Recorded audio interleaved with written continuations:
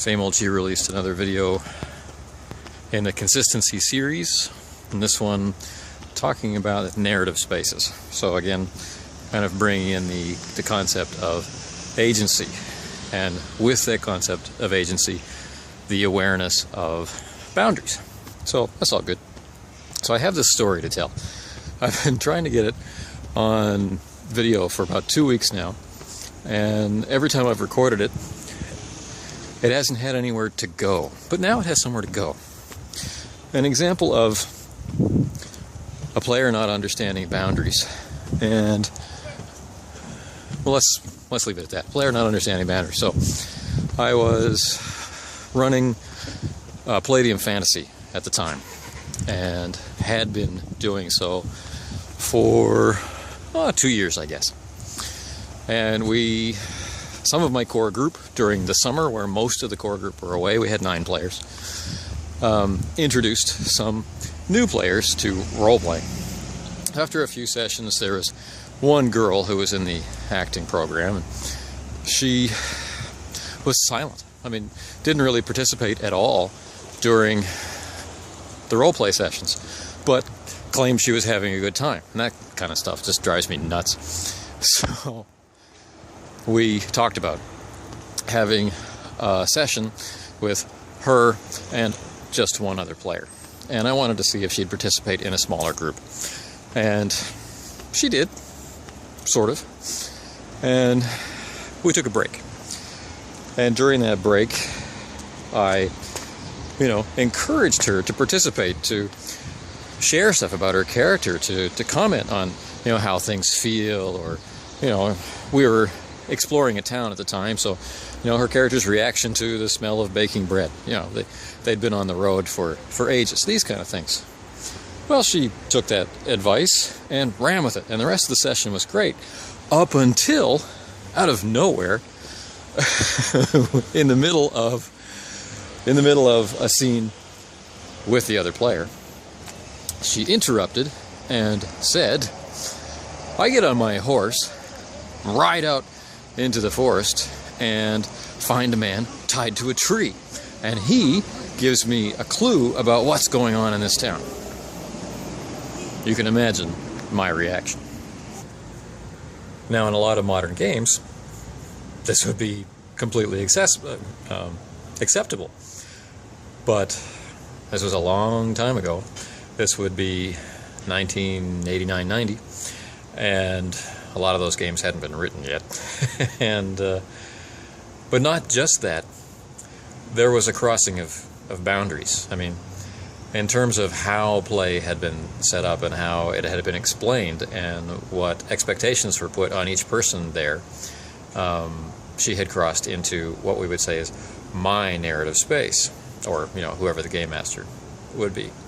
So how to handle shutting this person down in terms of crossing that boundary without shutting them down as a player, I mean, that's an interesting question. And of course, how I handled it was by stopping play and dropping into a more instructional mode, because the player was totally new to RPGs and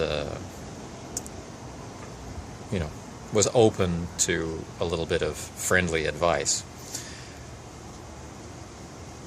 But that's only part of it.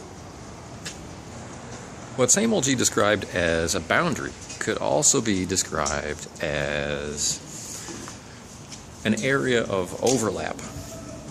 There are areas where, in order to keep things moving, the game master shouldn't just stop and wait for the player to supply their half of the equation. Like, for example, an injury.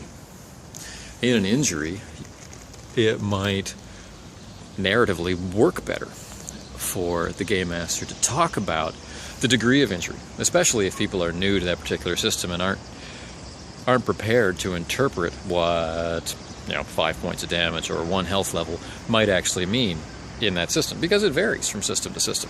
So a description of how intense that damage is can then be picked up by the player, and they can deliver their response, and it becomes this cooperation again, rather than the game master saying, okay, you take a level of damage, tell me what that feels like, right?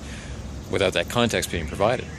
So going back to this girl, she played with us for the rest of the summer and then moved away, and I don't know if she's still involved in role-playing games, but crossing boundaries.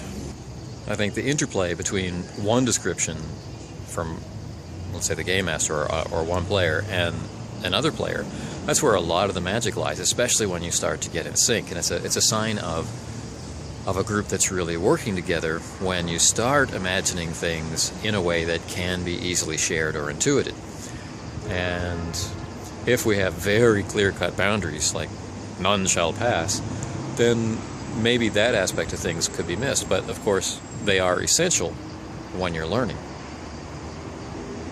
But there's another stage beyond that, and I think it's worth heading for. These days, I find the longer I play with a group, the less about the world that I will tell them. Any new piece of information or any new area that they enter, of course, I'll describe to the best of my ability. But, I mean, I stop being their window onto the world, and I expect them to start, you know, creating with the world that they know, you know, working within its confines, and us expanding the world provided to us by the game. I find I intrude less on their narrative space once we all know the game and once we all know each other. In fact, I'll retreat farther and farther until it becomes almost subliminal. So, I think that it really is a process. It's a conscious process that you work toward, and you get better and better at the more you get to do it. But, you know, every time you go through a drought of gaming, you'll have to do it again. You'll have to learn how to do it again.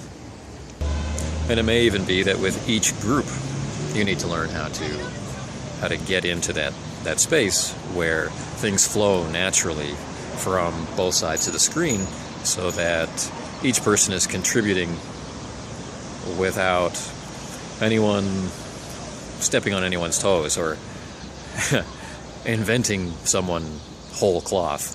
And a horse, too, no less, to solve the mystery for them. So, as usual, same old G, that's an excellent clip that you have put forward. The idea of narrative spaces is a very solid concept that I think we need to share more. I think that making sure that everybody knows what those boundaries are, and that when getting a group together, we focus on establishing those boundaries clearly so that we can get to the fun faster, is a good idea. And I also think that being aware of what isn't a boundary, what is a shared zone of control, as period or area of overlap, is the next stage of things, where we learn how to dance together rather than, you know, walking side by side.